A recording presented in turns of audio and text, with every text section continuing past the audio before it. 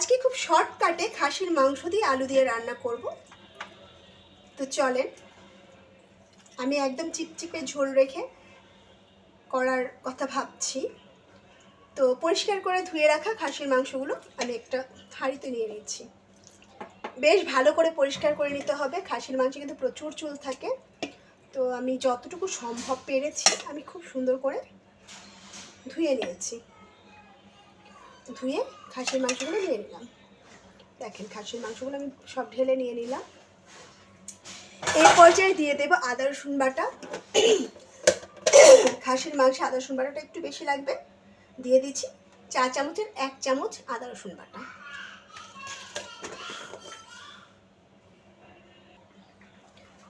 দিয়ে দেবো তেজপাতা, আমি একটু ছিঁড়ে নিয়েছি তেজপাতাগুলো। আমি একটা বড় একটা তেজপাতা দিয়েছি। দিয়ে দিচ্ছি এলাচ এবং দারচিনি। এলাচের মাথাগুলো ফাটিয়ে দিচ্ছি। এবার দেবো গরম মশলা, দিয়ে দেওয়া হয়ে গেছে। এবার দেবো গুঁড়া মশলা, দিয়ে দিচ্ছি ধনে গুঁড়া ছোটো চামচে 2-3 চামচ, এরকম ছোট্ট একটা চামচের। দিয়ে দেবো জিরা গুঁড়া, জিরা দিয়ে দেবো আমি এই ছোটো চামচে 2 চামচ, অবশ্যই এরকম ছোটো চামচের, যে চামচগুলো মানে মশলাদানির সঙ্গে প্রোভাইড করা হয়। দিয়ে দেবো হলুদ গুঁড়া 1.5 চামচ। দেখেন, 1.5 চামচের মতো হলুদ গুঁড়ো দিয়ে দিলাম। দিয়ে দিচ্ছি মরিচ বা মরিচের গুঁড়া। আমি একটু ঝাল খেতে পছন্দ করি, দ্যাটস ওয়াই আমি দিয়ে দিচ্ছি 2 চামচ। 2 চামচ, ছোটো চামচে 2 চামচ মরিচটা অবশ্যই আপনাদের রিকোয়ারমেন্ট অনুযায়ী দেবেন বা পছন্দ মতো দেবেন। দেখেন, জায়ফল জয়ত্রী বাটা ছোটো চামচের 3 ভাগের 1 ভাগ দিয়ে দিলাম।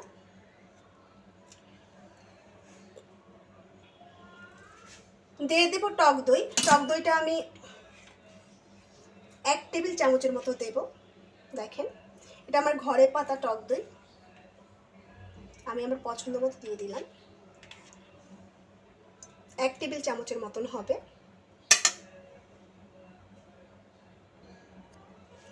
দিয়ে দিচ্ছি লবণ আমি 1 চামচের মতো দিচ্ছি, 4 চামচের 1 চামচের মতন, পরে চাইলে অ্যাড করা যাবে।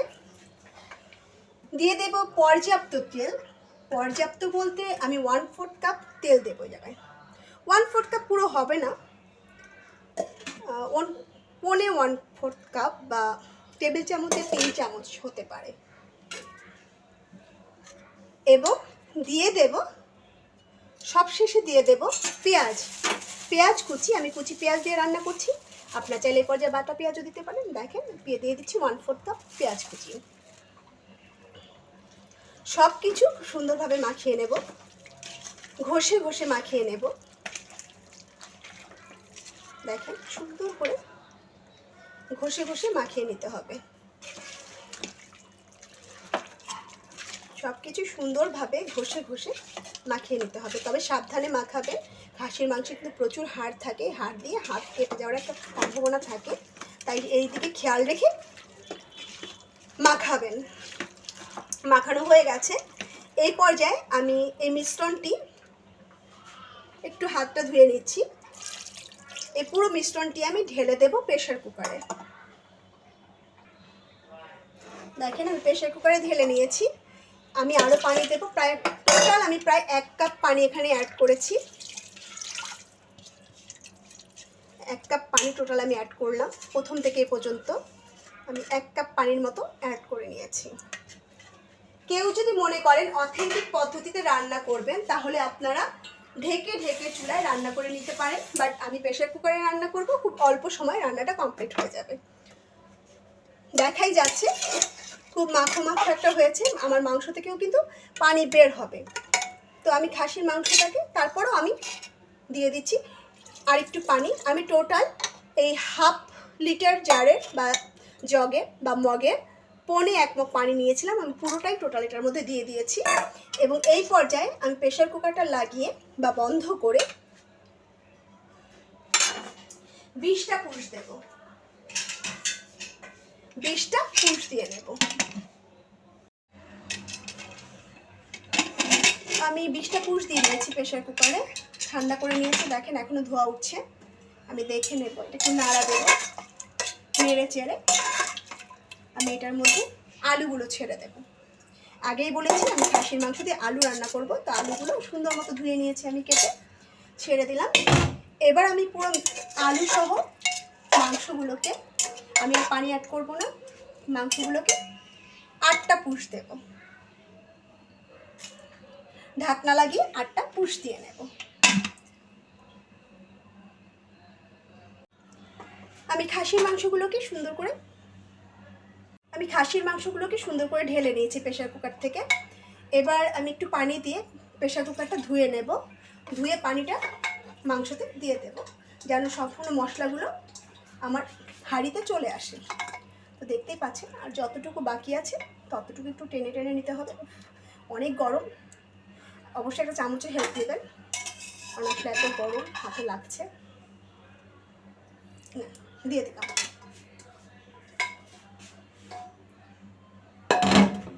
এবার আমি চুলাটা ধরিয়ে দিচ্ছি। দেখেন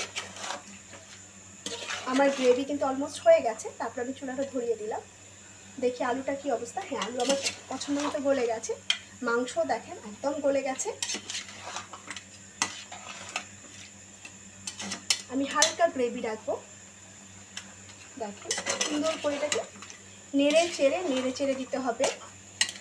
যারা এখনও আমার চ্যানেলটাকে সাবস্ক্রাইব করেননি, @রোমানেশফুল ব্লগটাকে সাবস্ক্রাইব করেননি, তারা কাইন্ডলি বা কষ্ট করে সাবস্ক্রাইব করে দেবেন, লাইক কমেন্ট শেয়ার করবেন এবং অবশ্যই নোটিফিকেশনের জন্য বেল আইকনটি চেপে দেবেন, যেন পরবর্তীতে আমি যাই আপলোড করি আপনার ইউটিউবে তার নোটিফিকেশন পৌঁছে যায়। আর মজার রেসিপি দেখার জন্য অবশ্যই আমার চ্যানেলটার সঙ্গে থাকবেন। দেখেন ফুটতে শুরু করেছে। এই পর্যায়ে আমি এটা লবণটা দেখে নেব।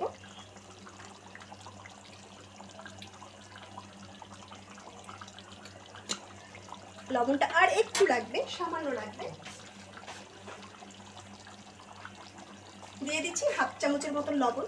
লবণটা অবশ্যই যে যার মতো রিকোয়ারমেন্ট অনুযায়ী দেবেন, পছন্দ অনুযায়ী দেবেন। এখানে বলার কিছু নাই বা এটার কোনো পরিমাপ নাই যে এতটুকু মাংসে এতটুকু লবণ লাগবে। বিষয়টা ওরকম নয়।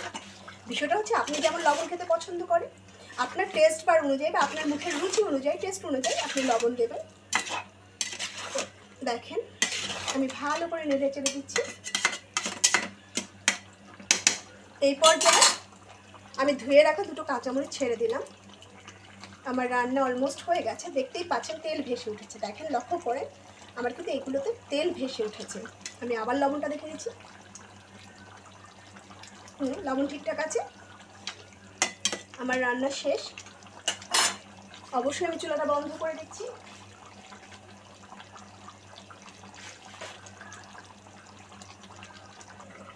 ঢাকনা দিয়ে দিলাম। দেখেন আমার কিন্তু তেল ভেসে গেছে। তো আলহামদুলিল্লাহ আমার রান্না শেষ। একটু ফাঁকা করে রাখতে হবে, না হলে কিন্তু কি বলে নতুন করে পানি আসবে, মানে ঘেমে ভিতরে পানি পড়লে, এক্সট্রা পানিটা পড়লে কিন্তু রান্নাটা একদম ভালো লাগবে না, পানসে মনে হবে। তো অবশ্যই ফাঁকা করে রাখবেন। তো আজকে এই পর্যন্ত @রোমানেশফুল ব্লগ থেকে আমি শিমুল আজকের মতো বিদায় নিচ্ছি। আবার দেখা হবে নতুন কোনো রেসিপি নিয়ে অথবা নতুন কোনো টপিকস নিয়ে। আমি আবার চলে আসবো আপনাদের সামনে। তো অবশ্যই আমার চ্যানেলটাকে সাবস্ক্রাইব করে দেবেন, লাইক কমেন্ট শেয়ার করবেন। তো আজকের মতো এখানেই বিদায়। Tata, bye bye.